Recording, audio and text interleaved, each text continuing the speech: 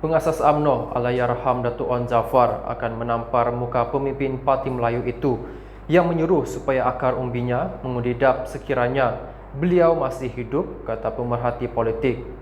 Profesor Dr. Muhammad Ridwan T. Abdullah yang juga pendakwa bebas berkata pemimpin UMNO hari ini seolah-olah sudah melupakan tujuan DAP ditubuhkan.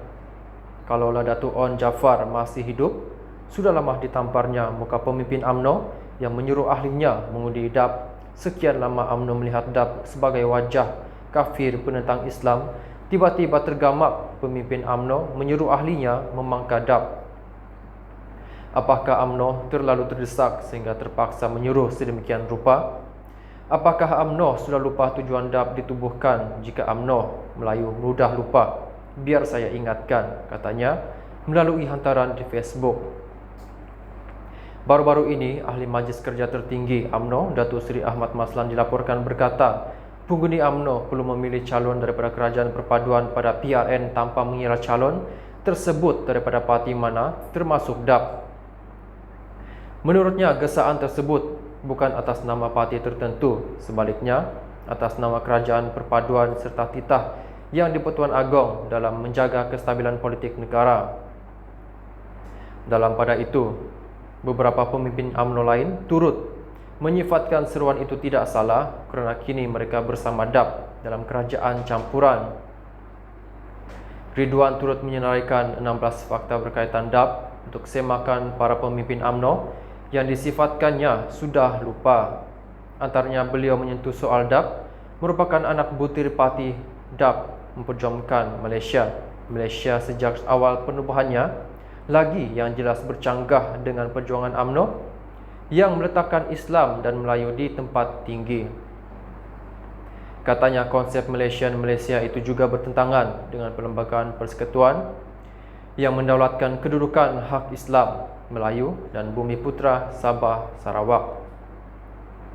Deklarasi setapak DAP jelas menyatakan kesamarataan etnik harus menjadi prinsip paling penting, dan di atas prinsip inilah pengasingan rakyat ke dalam kedua kelompok Bumi Putra dan bukan Bumi Putra ditentang.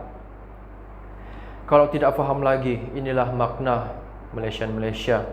Sama rata dan sama rasa bukan sahaja dalam konteks sama hak ekonomi, tetapi juga agama termasuk pluralisme agama, katanya. Beliau turut menyuruh pemimpin UMNO membaca kembali dengan teliti perlembagaan DAP. DAP memperjuangkan negara sekular. Baca perlembagaan DAP baik-baik.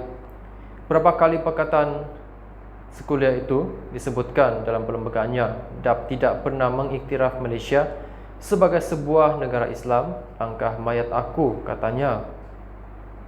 Sekular bermaksud pemisahan antara politik dan agama, sedangkan DAP tahu bahawa Islam dan politik tidak dapat dipisahkan. Kenapa terus tegar memperjuangkan sekularisme? Kenapa tergamak pemimpin UMNO menyuruh ahlinya mengundi DAP? Katanya lagi.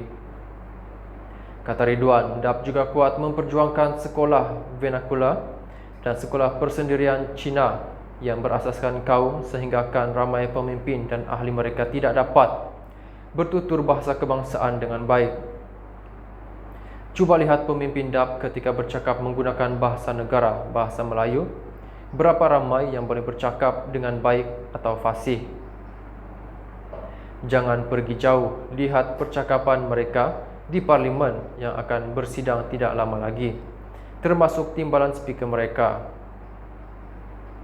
Beliau turut menyeraikan beberapa lagi contoh tindakan DAP sebelum ini, termasuk menghina Islam dan kematian Allahyarham Datuk Harun Din serta mempertikai lawangan azan melalui pembesar suara dan banyak lagi.